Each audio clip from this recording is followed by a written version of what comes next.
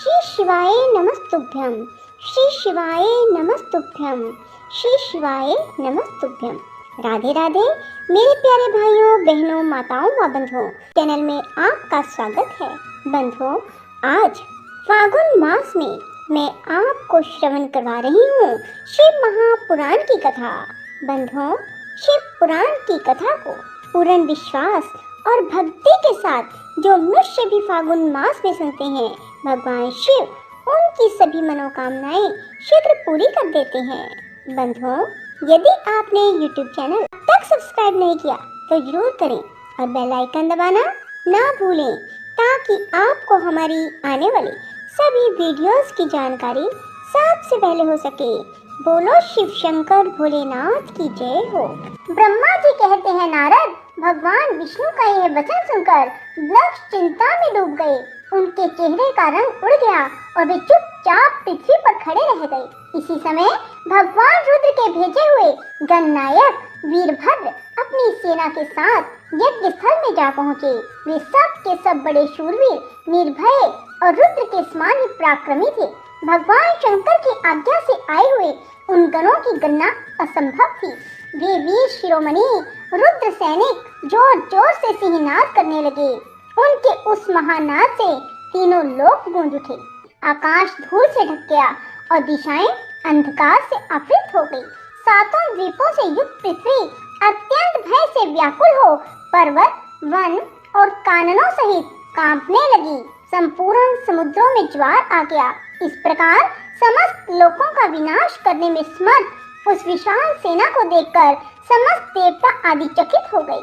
सेना के उद्योग को देख दक्ष के मुंह से खून निकल आया। वे अपनी स्त्री को साथ ले भगवान विष्णु के चरणों में दंड की भांति गिर पड़े और इस प्रकार बोले। दक्ष ने कहा, विष्णु महाप्रभु, आपके बल से ही मैंने इस महान यज्ञ का आरंभ किया है। सत्कर्म की सिद्धि के लिए आप ही प्रमाण माने गए। विष्णु, आप कर्मों के साक्षी और यज्ञों के प्रतिपालक हैं। महाप्रभु, आप वेदों, धर्म और ब्रह्मा जी के रक्षक हैं। अतः प्रभु, आपको मेरे इस यज्ञ की रक्षा करनी चाहिए, क्योंकि आप सबके प्रभु हैं। ब्रह्मा जी कहते हैं, दक्ष की अत्यंत दीनता पूर्ण बात सुनकर भगवान विष्णु इस समय शिव तत्व से विमुख हुए। दक्ष को समझाने के लिए इस प्रकार बोले। श्री विष्णु ने कहा, दक्ष, इसमें संदेह नहीं कि मुझे तुम्हारे यज्ञ की रक्षा करनी चाहिए, क्योंकि धर्म परिपालन विषयक जो मेरी सत्य प्रतिज्ञा है वह सर्वत्र विख्यात है। परंतु दक्ष, मैं जो कुछ कहता हूँ उसे तुम सुनो। इस समय अपनी क्रूरता पूर्ण बुद्धि को त्याग दो। देवताओं के क्षेत्र नैमिषारण्य में जो अद्भुत घटना घटित हुई थी, क्या तुम अपनी कुबुद्धि के कारण उसे भूल गए? यहाँ कौन भगवान रुद्र के कोप से तुम्हारी रक्षा करने में समर्थ है? दक्ष, तुम्हारी रक्षा किसको अभिमत नहीं है, परंतु जो तुम्हारी रक्षा करने को उद्यत होता है वह अपनी दुर्बुद्धि का ही परिचय देता है। दुर्मते, क्या कर्म है क्या अकर्म, इसे तुम नहीं समझ पा रहे हो। केवल कर्म ही कभी कुछ करने में समर्थ नहीं हो सकता। जिसके सहयोग से कर्म में कुछ करने की सामर्थ्य आती है उसी को तुम स्वकर्म समझो। भगवान शिव के बिना दूसरा कोई कर्म में कल्याण करने की शक्ति देने वाला नहीं है। जो शांत हो, ईश्वर में मन लगाकर उनकी भक्ति पूर्वक कार्य करता है, उसी को भगवान शिव तत्काल उस कर्म का फल देते हैं। जो मनुष्य केवल ज्ञान का सहारा ले अनिश्वरवादी हो जाते या ईश्वर को नहीं मानते हैं, वे शतकोटि कल्पों तक नरक में ही पड़े रहते हैं। फिर वे कर्म पाश में बंधे हुए जीव प्रत्येक जन्म में नरकों की यातना भोगते हैं, क्योंकि वे केवल सकाम कर्म के ही स्वरूप का आश्रय लेने वाले होते हैं। ये शत्रु मर्दन वीरभद्र जो यज्ञशाला के आंगन में आ पहुँचे हैं, भगवान रुद्र की क्रोध अग्नि से प्रकट हुए हैं। इस समय समस्त रुद्र गणों के नायक ये ही हैं। ये हम लोगों के विनाश के लिए आए हैं, इसमें संशय नहीं है। कोई भी कार्य क्यों ना हो, वस्तुतः इनके लिए कुछ भी अशक्य है ही नहीं। ये महान समर्थशाली वीरभद्र सब देवताओं को अवश्य जलाकर ही शांत होंगे, इसमें संशय नहीं जान पड़ता। मैं भ्रम से महादेव जी की शपथ का उल्लंघन करके जो यहाँ ठहरा रहा, उसके कारण तुम्हारे साथ मुझे भी इस कष्ट का सामना करना ही पड़ेगा। भगवान विष्णु इस प्रकार कह ही रहे थे कि वीरभद्र के साथ शिव गणों की सेना का समुद्र उमड़ पड़ा। समस्त देवता आदि ने उसे देखा। ब्रह्मा जी कहते हैं, नारद, उस समय देवताओं के साथ शिव गणों का घोर युद्ध हुआ। उसमें सारे देवता पराजित हुए और भागने लगे।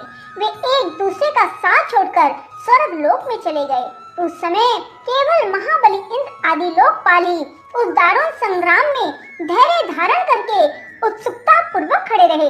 तदंतर इंद्र आदि सब देवता मिलकर उस समर आंगन में बृहस्पति जी को विनीत भाव से नमस्कार करके पूछने लगे। लोकपाल बोले, गुरुदेव बृहस्पति, तात महाप्रज्ञ दयानिधे, शीघ्र बताइए, हम जानना चाहते हैं हमारी विजय कैसे होगी। उसकी यह बात सुनकर बृहस्पति ने प्रयत्न पूर्वक भगवान शंभु का स्मरण किया और ज्ञान दुर्बल महेंद्र से कहा। बृहस्पति बोले, इंद्र, भगवान विष्णु ने पहले जो कुछ कहा था वह सब इस समय घटित हो गया। मैं उसी को स्पष्ट कर रहा हूँ, सावधान होकर सुनो। समस्त कर्मों का फल देने वाला जो कोई ईश्वर है वह कर्ता का ही आश्रय लेता है। कर्म करने वाले को ही उस कर्म का फल देता है।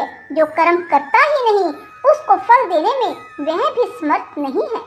ना मंत्र, ना औषधियाँ, ना समस्त अभिचारिक कर्म, ना लौकिक पुरुष, ना कर्म, ना वेद, ना पूर्व और उत्तर मीमांसा, ना वेदों से युक्त अन्य शास्त्री ईश्वर को जानने में समर्थ होते हैं। ऐसा प्राचीन विद्वानों का कथन है।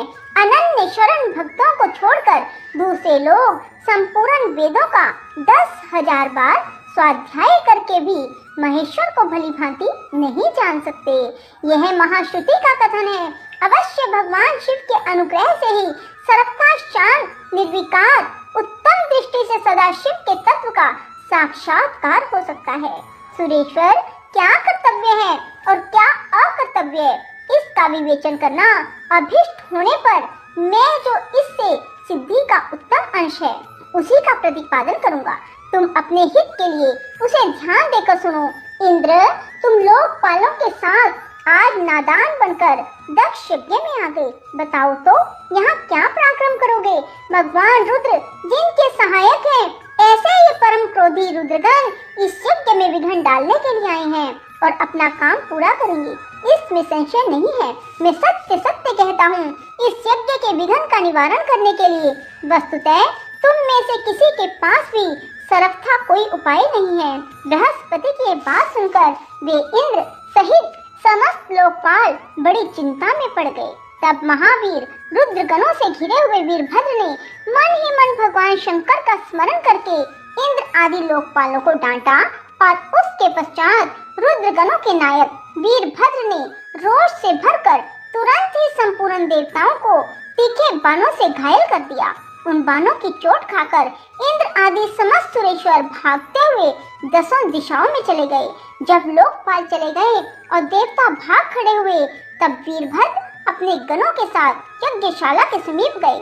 उस समय वहां विद्यमान समस्त ऋषि अत्यंत भयभीत हो परमेश्वर श्री हरि से रक्षा की प्रार्थना के लिए सहसा नतमस्तक हो शीघ्र बोले, देव, रमानाथ, सर्वेश्वर, महाप्रभु, आप दक्ष के यज्ञ की रक्षा कीजिए। आप ही यज्ञ हैं, इसमें संशय नहीं है। यज्ञ आपका कर्म, रूप और अंग है। आप यज्ञ के रक्षक हैं, अतः दक्ष यज्ञ की रक्षा कीजिए। आपके सिवा दूसरा कोई इसका रक्षक नहीं है। शेष अगले अध्याय में। राधे राधे, जय श्री कृष्णा। बंधुओं, यदि आपको हमारी वीडियो पसंद आए तो इसे लाइक करें और शेयर भी जरूर करें। धन्यवाद।